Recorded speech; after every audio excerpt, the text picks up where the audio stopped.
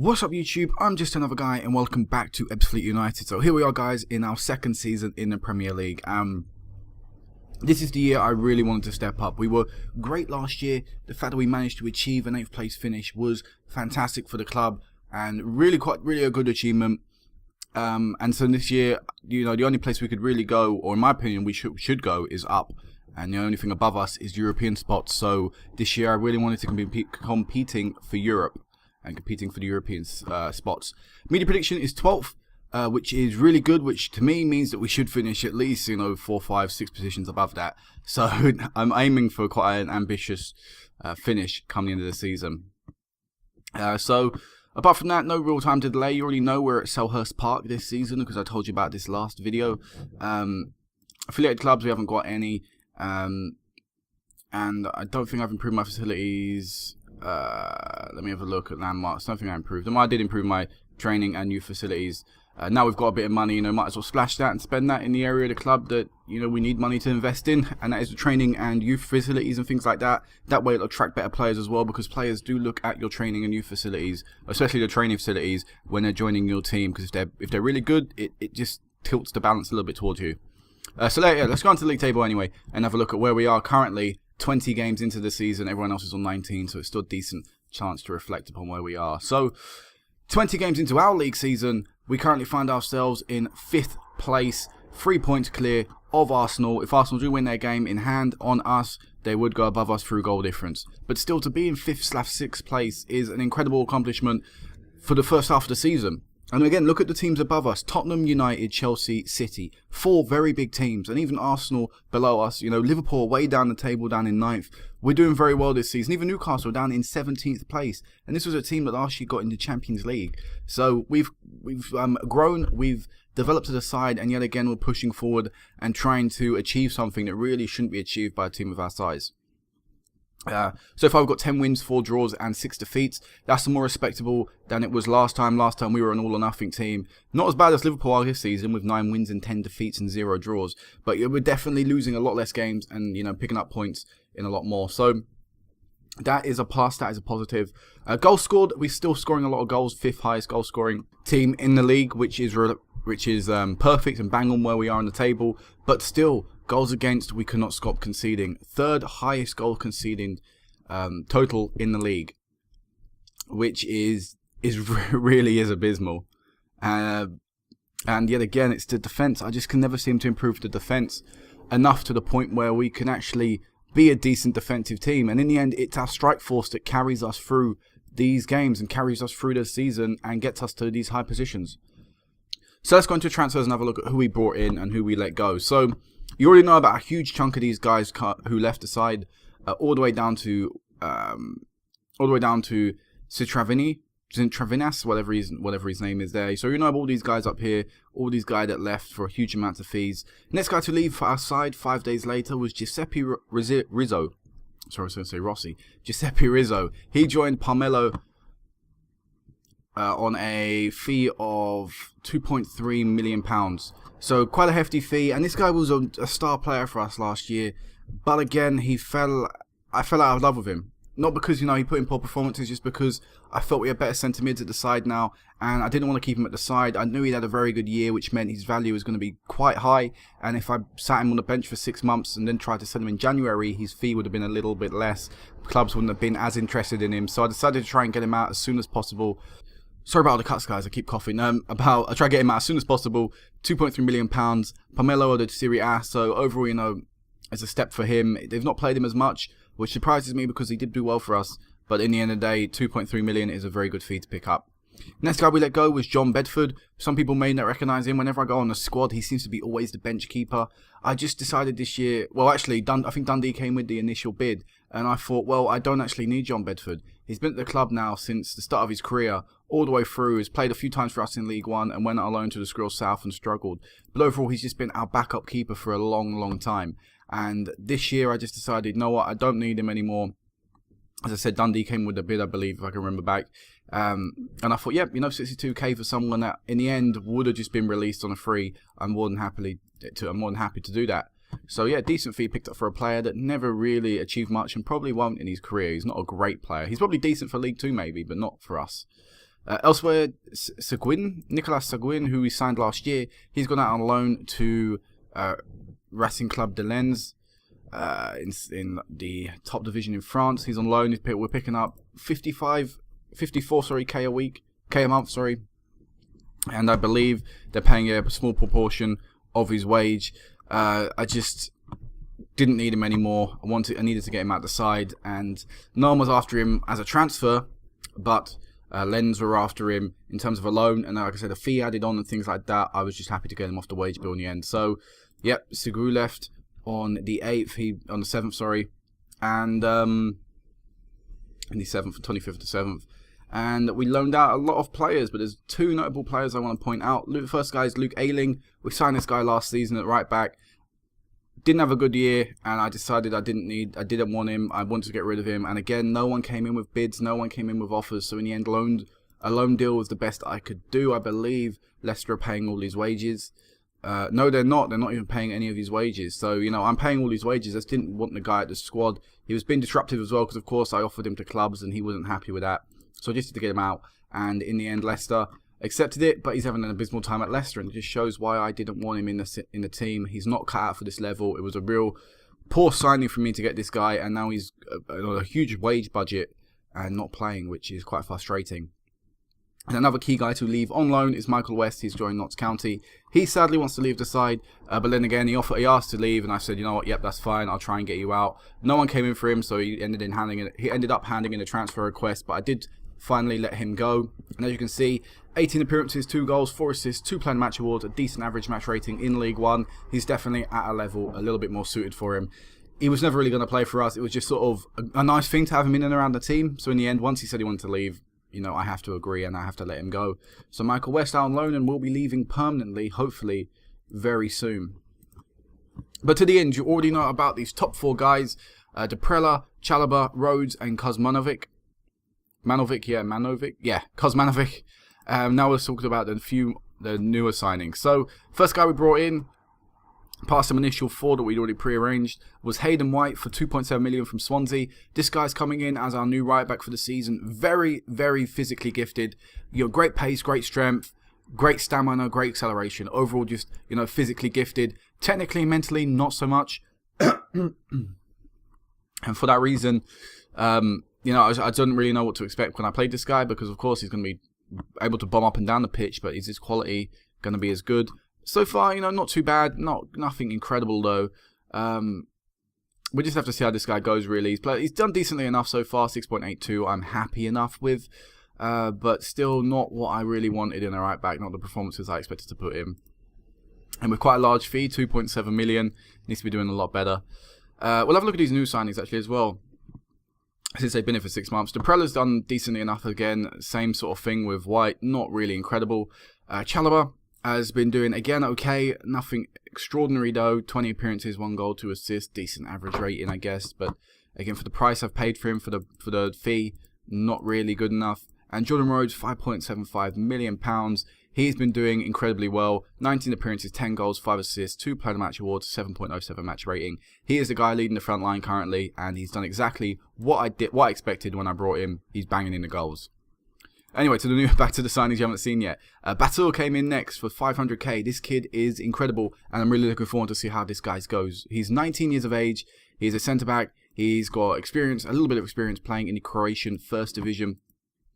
And I brought him in this year. He's just going to be a backup player for now, with maybe the potential to be a starting player in the future. Not done too well when I've played him so far this year, but still he's young and got time to develop. Next guy I brought in, Sakor. I don't know how to pronounce his first name, but Sakor is going to be of course his surname. Brought this guy in on a free transfer, and I'd probably say this guy is incredible. I'm surprised I managed to pick up a player of this quality so early into my Premier League careers. Overall, this guy, look, he's got brilliant stats pretty much everywhere, or at least decent stats pretty much everywhere. Some standout stats to me: pace, natural fitness, strength, of course, the ones that are above 15. Determination is good. Good first touch, long shots. Overall, just everything you'd pretty much want from an attacking midfielder. He's got it all. And 6 foot tall. He's quite a big man, a bit maybe like a Yaya Toure. This guy, I'm really excited to see how we can use him. And as you can see, not got an incredible history. He's struggled for a long time. Had his best year last year in League One. I've asked him to step up to the Premier Division, and he's putting in equal performances as he was last year in League One. So I've got no doubts this guy will do decently well. He did play for Juventus, of course, a few years ago and struggled there, but this, he seems to have developed now. He seems to have matured, and he's putting in some good performances. So Sakor there, centre attacking mid, really like the look of that guy. Watson is the next guy we brought in. He's our backup keeper for the season. Not going to go into much detail there, just a backup keeper. Jose Angel Pozo, he's come in as our backup striker for the season, or one of them. As you can see, struggling so far to find the goal or create a goal and even put in a good performance. But then again, he's only started one game, so not really seen too much of this guy yet, Pozo. Maybe a bit more if an injury occurs or something. But for now, with Rhodes playing the way he is, Pozo's struggling to get in. And the last guy we brought in, after the transfer window closed. I don't know how this happened. Wait, there's the transfer window closed. No, wait, the one about into August. The transfer window doesn't close till the end of August. That was dumb. So we brought this guy in for $5 million, and as you can see, it's quite late in terms of when I typically sign players. And the reason for that was because I saw him out there and I thought, man, I need to get this guy. He's got an incredible rapport. 20 years of age, Mexican centre-back, 5'11", so not the tallest centre-back in the world. Hopefully that doesn't become a problem. It is one right now, but hopefully he can grow out of it. And you may be thinking, look at this guy, he's not too great. He's got some good stats here and there, but nothing incredible. But when I went on his information, he is labelled as a wonder kid. He has got the potential to become a star Premier League player in the future and currently a leading Premier Division centre-back. He's got some decent stats, like I said, nothing incredible, but as a centre-back, he's got the stats you pretty much need and want, at least to a good enough standard. But so far, he's put in poor performances, and he's one of the reasons we've conceded so many goals, because he's making a lot of mistakes. So I keep putting him in, I keep playing him for the reason alone that hopefully he'll get out of it. Hopefully he'll just, adapt to the Premier League, to the English division, because he's been in North and South America for most of his career, for all of his career up until this point. So it's quite a drastic change to move to Europe. But I'm hoping, I keep playing him, but I'm not getting any better performances. And I'm gonna reach a point very soon where I just can't play him anymore, and I'm gonna have to drop Macias. Hopefully it doesn't happen, but I will have to if worse comes to worse. So as the signings in and out, we spent 21.43 million. I think that's the highest ever we've spent, which it is. So we're really making progress as a club now. We're developing we're improving training and new facilities. We're spending money on players. We're also recuperating funds by selling players, something that we've done a little bit in the past, but not to the standard of like 7.5 million with Baka. So yeah, quite a step up there. So let's go into our fixtures and have a look at how we've done, because of course we've actually played very, very well. Bit of pre-season. We went on 2 tours. We went on tour of South America. We went on tour of Germany and struggled a lot. We then went on tour of Argentina and did decently well before having some morale boosting friendlies, and in our first league game of the season we lost 3-1 sadly to Tottenham. Not a great way to start, and basically not even a good team to start, and we've had 2 North London teams in a row to start off the Premier League season, and we've lost to them twice. So it was a hard start to the season at our second home, and Jesse Lingard getting the first league goal of the season for us. But we had to move on swiftly, and we did that. We had newly promoted boys Peterborough, and we beat them 2-1. Lingard getting a double, and helping us go on our way to get our first win of the season and pointing us in the right direction. Following that, drew 1-1 to Watford in 90 minutes, after 120 minutes I should say, in the Capital One Cup, before progressing through 5-4 on penalties. Good performance from us.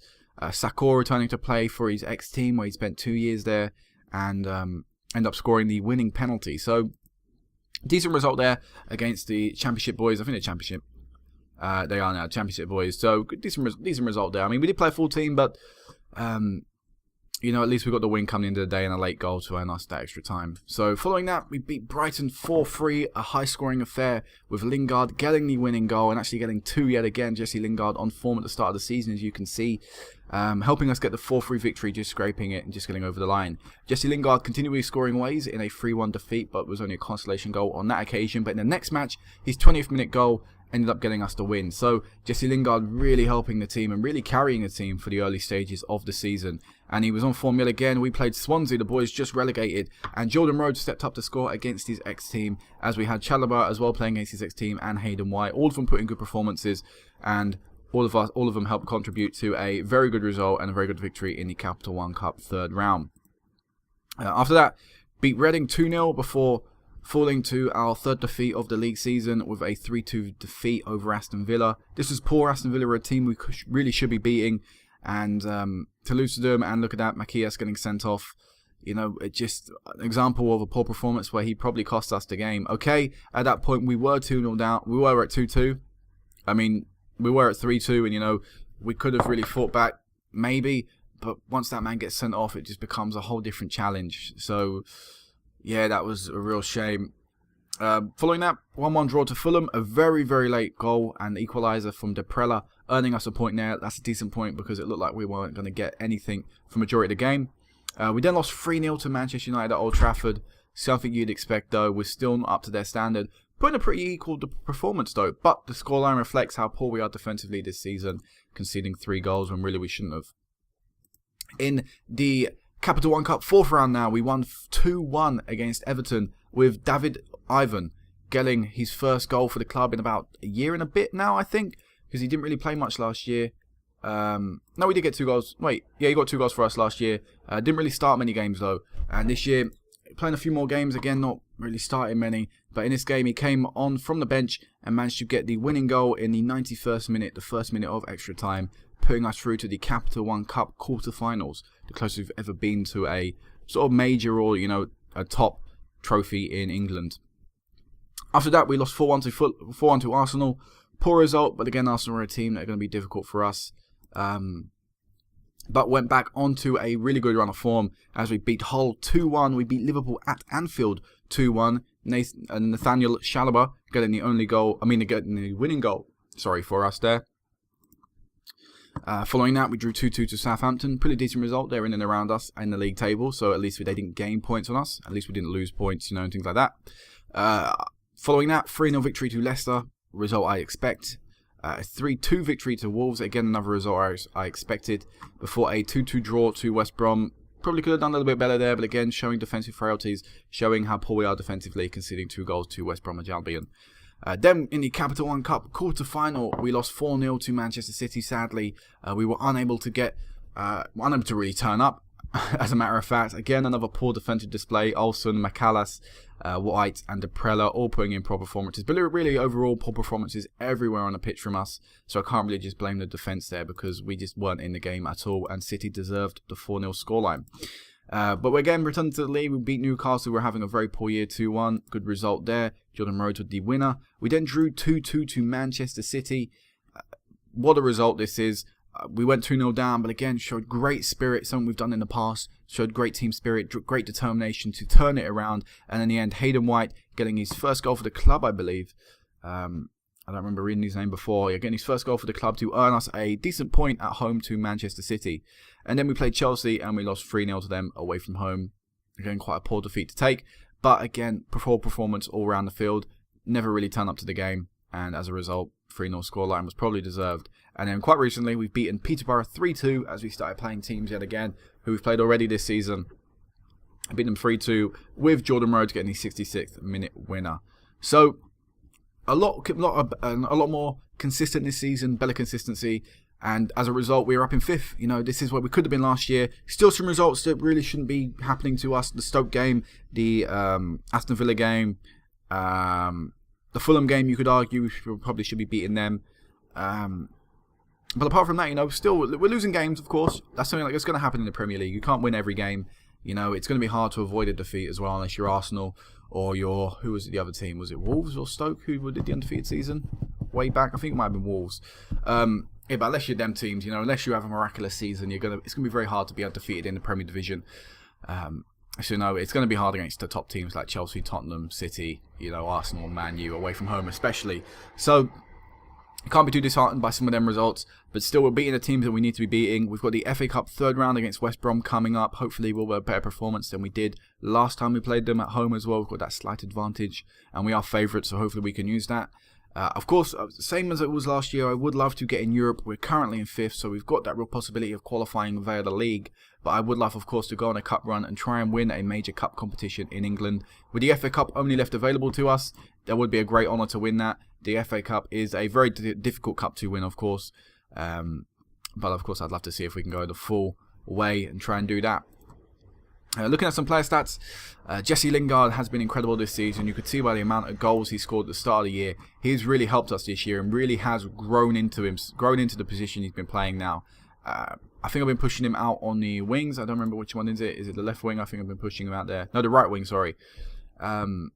His natural position is the left-sided winger role, but with Sakho coming in, I ended up pushing Levitt out to the left, and with Levitt out on the left, I pushed Lingard out on the right. I think Gerrard had an injury at the start of the season. He still has one currently. He's been injured again. So as a result, Lingard ended up getting the right attacking mid position, and as a right-footed player, he actually suits him more out on that right side. And as a result, he's been scoring a lot and getting a lot of assists. So Lingard really stepping up this year and putting in some great performances. Levitt is still performing really well. He's now got 4 caps for England and scored 4 goals as well, showing some great form for both club and country. And finally, he's been noticed on that, on that international stage by England. Not great average ratings in terms of the league alone, in comparison to past years maybe, but I've no doubt he'll get over a 7 rating this year as well. Anyone else I really want to point out? There's not really anyone, because Manovic has done decently enough as a centre mid, playing alongside Chalobah. Both of them do decently well. Du Bois has played a few more friendlies, a few more substitute appearances this year. Putting in again some decent performances here and there, but nothing incredible. But then again, he's only 17 still. He's got a long time left to develop. Olsen's putting some good performances. Currently, he's not playing too well. As a result, Batur and Mikias are in. But look at the average ratings over the last 5 games for my centre-backs. 6.66, 6.42, 6.62. 7.22 there from Daniel Schwab, but he's only played 2 games, so this doesn't really reflect anything. It's sort of from last season as well.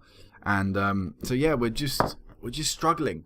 We really are struggling with the centre-backs, which is a real shame, because I'm sure if my centre-backs were playing better, my full-backs would have better games as well. And of course, then my keeper would have a better game, who's Laranus, who is not playing too well so far. So a shame so many things are going wrong defensively for us, but the massive positive is, of course, we're in 5th place. Could we go for a title this year? No. I'm going to say that now. We're ruling out the title. We are not going to win the title. Could we get Champions League football?